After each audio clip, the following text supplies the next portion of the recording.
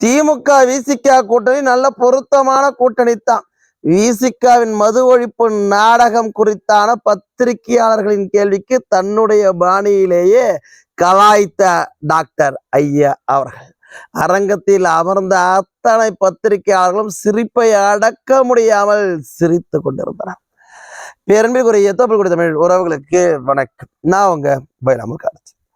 தமிழின போராளி மருத்துவர் ஐயா அவர்கள் தைலாபுரம் தோட்டத்துல ஒவ்வொரு வாரமும் வியாழக்கிழமை என்று பத்திரிகையாளர்களை சந்திச்சுக்கிட்டு வராங்க.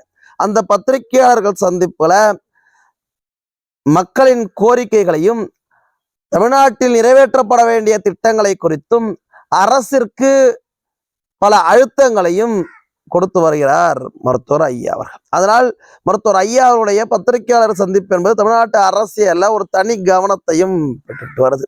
அப்படியான ஒரு பத்திரிகையாளர் சந்திப்பு நேற்றைய தினம் தைலாபுரம் தோட்டத்துல நடந்துச்சு. இந்த பத்திரிகையாளர்கள் சந்திப்புல மருத்துவர் ஐயா அவர்கள் பல விஷயத்தை குறித்து விரிவா பேசியிருந்தாங்க. குறிப்பா சொல்லணும் அப்படின்னா சொத்து வரி உயர்வை கண்டிச்சு பேசியிருந்தாங்க. அனைத்து சாதியினரும் அர்ச்சகராகலாம்னு சொல்லிட்டு, ஆனால் அவர்களுக்கு அறநிலைத்துறை சார்பாக நடத்தப்படக்கூடிய அவமானங்களை குறித்து விரிவாக பேசியிருந்தாங்க. தமிழ்நாட்டில் டிஎன்பிசி மூலமாக 6 லட்சம் பணியிடங்களை நிரப்ப வேண்டும் என்கின்ற அழுத்தத்தை கொடுத்திருந்தாங்க.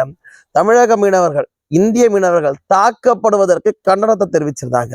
இப்படியான பத்திரிகையாளர் சந்திப்புல மருத்துவர் ஐயா அவர்கள் முக்கியமான பிரச்சனைகளுக்கு குறித்து பேசி வந்த சூழ்நிலையில திடீரென பத்திரிகையாளருடைய கேள்வியின் போது ஒரு பத்திரிகையாளர்கள் விசிகாவுடைய மாநாடு, மது ஒழிப்பு மாநாட்டுல திமுகவை அழைச்சிருக்கிறாங்களே, நீங்க என்ன நினைக்கிறீங்க அப்படின்னு பத்திரிகையாளர் கேட்டதுக்கு, யார் அழைச்சிருக்கிறாங்க? திமுகவையா? மது ஆலைகளை நடத்தி மதுவை விற்பனை பண்ணக்கூடிய இந்த இளைஞர்கள் வட்டாரத்தையும் ஏன் பெண்களையுமே கூட மதுவுக்கு அடிமையாக்கிய பெருமை கொண்ட திமுகவை விசிகா மது ஒழிப்பு மாநாட்டுக்கு அழைச்சிருக்கிறாங்களா? அப்பனா அது நல்ல பொருத்தமான கூட்டணி தானே, தன்னுடைய பாணியிலேயே பதில் அளிச்சிருக்கிறாங்க.